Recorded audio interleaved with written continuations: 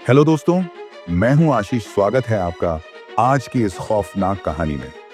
कहानी शुरू करने से पहले चैनल को जरूर सब्सक्राइब कर लीजिए ताकि आप कोई भी सच्ची और डरावनी कहानी मिस ना करें।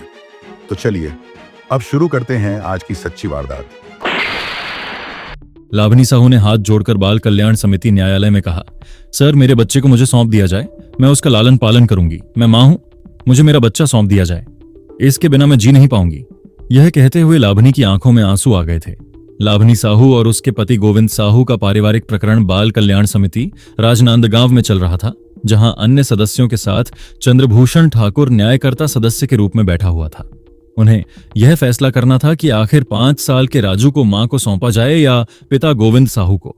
हर दृष्टि से लावनी साहू का दावा मजबूत था, क्योंकि कानून और प्राकृतिक न्याय की दृष्टि से वह मां होने के कारण अपने बेटे राजू को अपने पास रखकर परवरिश कर सकती थी।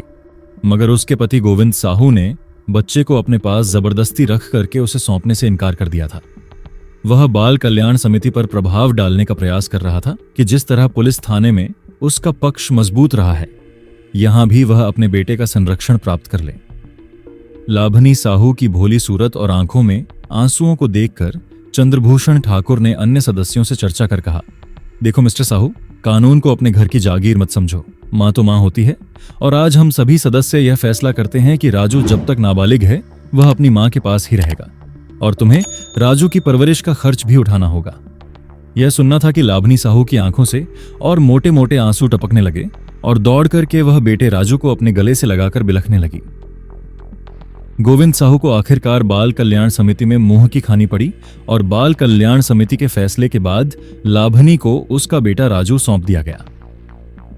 जब मामला समाप्त हो गया तो बाहर शहर के गुप्ता होटल में चंद्रभूषण ठाकुर और लावनी व उसके बेटे राजू की मुलाकात हुई। चंद्रभूषण ने लावनी से कहा, देखो तुम्हें अपने राजू तो मिल गया है, मगर अब तुम्हारे सामने लंबी जिंदगी पड़ी है। राजू का अच्छे से लालन पालन और शिक्षा की व्यवस्था करनी है। सर मैं तो गरीब हूं, मगर जैसे भी हो इसे पालूंगी और बड़ा आदमी बनाऊंगी, लावनी बोली। चंद्रभूषण ठाकुर ने कहा, तुम्हारे जज्बे को सलाम है। मैं बाल कल्याण समिति में साल भर से हूं, कितने ही मामले आते हैं, मगर आज तुम्हारे जैसा मामला मैंने पहले कभी नहीं देखा था। तुम सच्ची मां हो, और सुनो, कभी मेरे लायक कोई भी मदद हो तो मुझे निस्संकोच याद करना। चंद्रभूषण ठाकुर ने लावनी को अपना मोबाइल नंबर देकर उसका मोबाइल नंबर भी ले लिया। इसी दिन चंद्रभूषण ठाकुर की नियत लावनी पर आ गई थी। उसके रूप और यौवन पर चंद्रभूषण लट्टू हो गया। इसके बाद धीरे धीरे दोनों की मुलाकात होने लगी, और बहुत जल्द चंद्रभूषण ठाकुर और लावनी साहू एक दूसरे से प्रेम करने लगे, और दोनों के संबंध प्रगाढ़ हो गए। छत्तीसगढ़ का जिला राजनांदगांव प्रदेश की संस्कारधानी के रूप में देश भर में जाना जाता है। यह अपने साहित्य और संस्कृति की धरोहर के कारण प्रसिद्ध है। रियासत काल में राजनांदगांव एक राज्य के रूप में विकसित था। यहां पर कभी सोमवंशी, कलछुरी और मराठों का शासन रहा। पहले यह नंदग्राम के नाम से जाना जाता था। यहां रियासतकालीन महल, हवेलियां, राजमंदिर इत्यादि अभी भी आकर्षण का केंद्र हैं। राजनांदगांव छत्तीसगढ़ राज्य के मध्य भाग में स्थित है। जिला मुख्यालय दक्षिण पूर्व रेलवे मार्ग पर स्थित है। राजधानी रायपुर से यहां की दूरी करीब 80 किलोमीटर है। राजनांदगांव के कोतवाली थाना क्षेत्र के चंद्रभूषण ठाकुर कांग्रेस की राजनीति में एक जाना पहचाना नाम बन चुका था। प्रदेश में भूपेश बघेल सरकार द्वारा बाल कल्याण समिति में चंद्रभूषण ठाकुर की सदस्य के रूप में नियुक्ति की गई, तो उसका रुतबा शहर में और भी बढ़ गया था। चंद्रभूषण ठाकुर और लावनी की अब रोजाना ही मुलाकात होती थी। एक दिन चंद्रभूषण ने मौका देख करके घर में लावनी का हाथ पकड़ लिया। जब वह हाथ छुड़ाने लगी तो उसने उसे आगोश में लेकर अपने प्रेम का इजहार किया। लावनी भी उसका विरोध नहीं कर सकी। उसी दिन चंद्रभूषण ने प्रसन्न होकर कहा, मैं तुम्हें एक दुकान खुलवा देता हूं ताकि तुम अपने खर्चे खुद उठा सको और बच्चे का लालन पालन भी कर सको। मैं भला कैसे दुकान चला पाऊंगी, लावनी बोली। चंद्रभूषण ठाकुर ने उसका हौसला बढ़ाते हुए कहा, मैं तुम्हें 1.5-2 लाख रुपए की व्यवस्था करवा दूंगा। उस पैसे से तुम आराम से 4 पैसे कमा लोगी, और जब कभी कमाई हो जाए तो मेरे पैसे लौटा देना। यह कहकर के चंद्रभूषण ने उसका चेहरा अपने हाथों में ले लिया। लावनी ने हंसकर कहा, ऐसा होगा तो अच्छा है, मैं भी किसी की मोहताज नहीं रहना चाहती।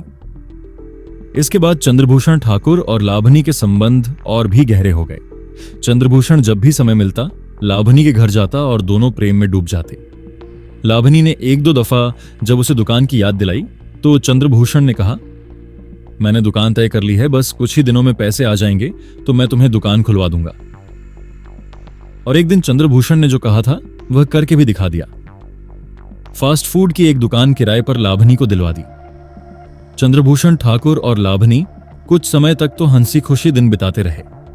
एक दिन चंद्रभूषण को यह जानकारी मिली कि लाभनी के यहां नूतन साहू 25 वर्ष नामक नवयुवक आजकल कुछ ज्यादा ही आ जा रहा है। इसे जानने के लिए चंद्रभूषण ने निगाह रखनी शुरू कर दी और एक दिन दोनों को रंगे हाथ पकड़ भी लिया और लाभनी को फटकार लगाई तो लाभनी ने पलटकर जवाब दिया, तुम कौन होते हो मुझे रोकने वाले? मुझे तो मेरा बाप भी कुछ नहीं बोल पाता है। यह सुनकर के चंद्रभूषण मानो आसमान से जमीन पर गिर पड़ा। चंद्रभूषण ने जिस तरह लाभनी की 2 लाख रुपए से अधिक की मदद की थी, उससे वह समझता था कि लाभनी अब उसकी संपत्ति है और उस पर उसका अधिकार है, लेकिन उसने सपने में भी नहीं सोचा था कि लाभनी इस तरह उसका विरोध कर सकती है। चंद्रभूषण को बहुत गुस्सा आया। उसने कहा, मैंने तुम्हें क्या समझा था और तुम क्या निकली? आज जब मैंने तुम्हारी सच्चाई अपनी आंखों से देख ली है तो अब तुम्हारे और हमारे संबंध खत्म। और सुनो, मेरा पैसा 1 सप्ताह के अंदर मुझे लौटा दो। पैसा? कैसा पैसा? किसका पैसा? लाभनी चीखने लगी। देखो, तुम मुझे नहीं जानती हो, मैं कौन हूं। पूरे 2 लाख रुपए मैंने तुम्हें दुकान खुलवाने के लिए दिया है। एक एक पैसा तुम्हें लौटाना होगा। इस पर लाभनी नरम हो गई और धीरे से कहा, तुमने मेरी मदद तो क्या सिर्फ मेरे शरीर के लिए की है। मैं तुम्हें धीरे धीरे रुपए लौटा दूंगी। नहीं, 1 सप्ताह के भीतर मुझे मेरा पूरा पैसा चाहिए, यह मेरी चेतावनी है, कहकर चंद्रभूषण फुंफकारने लगा। तभी नूतन साहू सामने आ गया और बोला, तुम यहां से चले जाओ, नहीं तो ठीक नहीं होगा। जैसे तैसे लाभनी ने दोनों को अलग किया और हाथ जोड़कर बोली, ठीक है, तुम्हारे पैसे हम लौटा देंगे। चंद्रभूषण ठाकुर अपने से आधी उम्र 27 साल की लाभनी को बहुत चाहता था। दोस्तों, आपका एक छोटा सा लाइक और सब्सक्राइब हमें आगे और कहानियां लाने की ताकत देता है, तो प्लीज आप चैनल सब्सक्राइब कर लीजिए प्लीज। उसके हाथ से लाभनी के निकलने से बड़ा दुख हो रहा था। यही कारण है कि उसने सीधे अपने रुपए मांग लिए थे और सोच रहा था कि पैसे मांगने पर वह आत्मसमर्पण कर देगी।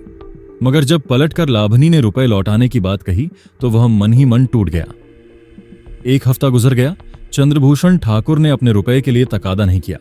करीब 15 दिन बाद यह सोचकर कि लाभनी शायद उसके दबाव में आ जाएगी, उसके पास पहुंचा और बड़े ही हंसमुख तरीके से उससे बात करने लगा।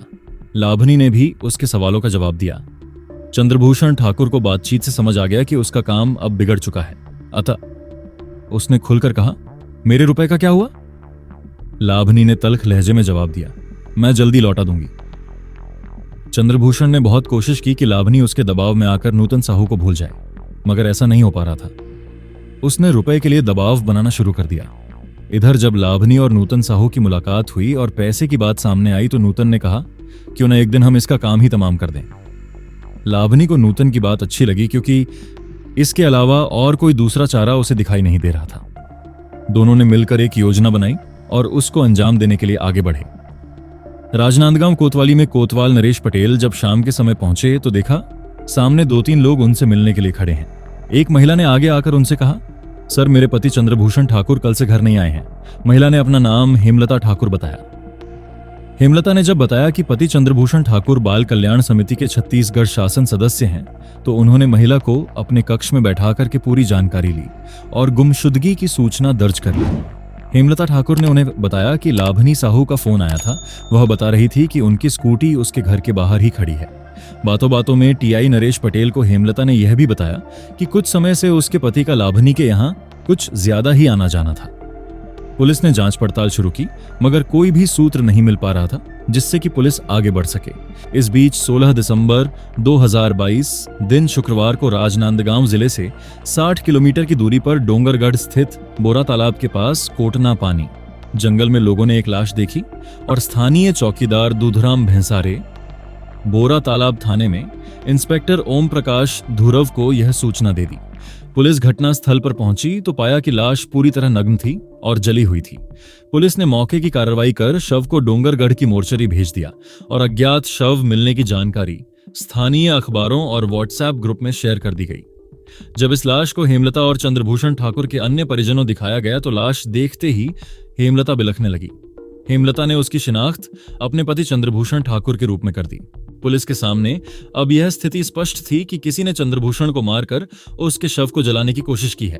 इसके बाद पुलिस ने इस मामले की जांच पड़ताल तेज कर दी। चंद्रभूषण ठाकुर के घर वालों से बातचीत करने के बाद पुलिस का शक लाभनी साहू पर ही हुआ। पुलिस ने उसे हिरासत में लेकर पूछताछ शुरू कर दी। पहले तो लाभनी ने कुछ भी बताने से इनकार कर दिया, लेकिन जब पुलिस ने उसके सामने अनेक तथ्य रखे और एक ड्रम को ले जाते हुए सीसीटीवी फुटेज दिखाकर उससे पूछताछ की, तब अंततः वह टूट गई। उसने बताया कि अपने प्रेमी नूतन साहू के साथ मिलकर उसकी हत्या की थी। 14 दिसंबर 2022 को हत्या की मंशा से उसने चंद्रभूषण ठाकुर को फोन किया। जब चंद्रभूषण ने कॉल रिसीव की तो उसने कहा, हेलो, मैं तुमसे मिलना चाहती हूं। लाभनी की आवाज सुनकर चंद्रभूषण ठाकुर ने कहा, क्या बात है, आज कुछ ज्यादा ही मीठी हो गई हो। क्या तुमने मेरा ऑफर स्वीकार कर लिया है? हाँ, मैं आपकी बात समझ गई हूं, मैं ही गलत थी। लाभनी, तुम कैसे उसके चक्कर में आ गई? क्या है उसके पास? मैंने तुम्हारे लिए दुकान खुलवा दी, पैसे दिए, आगे भी दूंगा। ये सब तुम भूल गई और मेरे साथ दगा किया। मुझे कितना दुख हुआ है। मैं तुम्हें कितना चाहता हूं, प्रेम करता हूं, तुम शायद नहीं समझती। मैं सच कह रहा हूं कि उस वक्त मुझे बहुत दुख हुआ था। चलो ठीक है, आज शाम को आओ घर पर, सारे गिले शिकवे दूर कर दूंगी। मैं तुम्हारा इंतजार करूंगी। लाभनी बोली।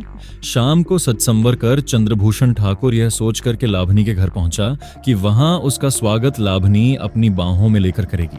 लाभनी चंद्रभूषण को बड़े प्रेम से बैठाया और दोनों में बातें होने लगी। धीरे धीरे चंद्रभूषण को यह महसूस होने लगा कि लाभनी में कोई सुधार नहीं आया है। तभी अचानक वहां पीछे से नूतन साहू ने आकर के कपड़े का एक फंदा चंद्रभूषण ठाकुर के गले में डाल दिया और दोनों ने मिलकर चंद्रभूषण की गला घोंटकर हत्या कर दी। फिर लाश को ठिकाने लगाने के लिए एक ड्रम में उसे डाल दिया। स्कूटी पर उस ड्रम को रख करके डोंगरगढ़ की ओर निकल गए और कोटना पानी जंगल के पास गढ़ माता डोंगरी पहाड़ी जंगल में लाश के सारे कपड़े उतार दिए ताकि कोई उसे पहचान ना सके। लेकिन जब उन्हें लगा कि कोई ना कोई लाश को पहचान लेगा तो नूतन ने स्कूटी से पेट्रोल निकाल करके उसके चेहरे को भी जला दिया और यह सोचकर कि अब उन्हें कोई छू भी नहीं सकेगा, दोनों खुशी खुशी घर आ गए। इस केस के जांच अधिकारी ओम प्रकाश धूरव ने बताया कि केस के खुलासे में महत्वपूर्ण भूमिका सीसीटीवी फुटेज की थी, जो पुलिस को बड़ी मशक्कत के बाद मिली, जिसमें लाभनी साहू और नूतन साहू स्कूटी पर एक ड्रम को लेकर जा रहे थे। उसी ड्रम में चंद्रभूषण की लाश थी। पुलिस ने आरोपी नूतन साहू और लाभनी को घटनास्थल पर ले जाकर मामले की जांच की और उनकी निशानदेही पर मृतक चंद्रभूषण ठाकुर का मोबाइल, भनपुरी नदी से और कपड़े भी बरामद किए। पुलिस ने आरोपियों के खिलाफ भारतीय दंड विधान की धारा 302, 201, 34 के तहत गिरफ्तार कर न्यायिक दंडाधिकारी डोंगरगढ़ के समक्ष पेश किया, जहां से उन्हें जेल भेज दिया गया। तो दोस्तों, ये थी आज की दिल दहला देने वाली खूनी सच की कहानी। अगर आपको ये कहानी पसंद आई हो तो वीडियो को लाइक जरूर करें, अपनी राय हमें कमेंट में बताएं और ये भी लिखें कि आप ये वीडियो कहां से देख रहे हैं। ऐसी ही और रहस्यमयी और सच्ची घटनाओं के लिए चैनल को सब्सक्राइब करना बिल्कुल ना भूलें। मिलते हैं अगली कहानी में एक नए रहस्य और सच्चाई के साथ। धन्यवाद।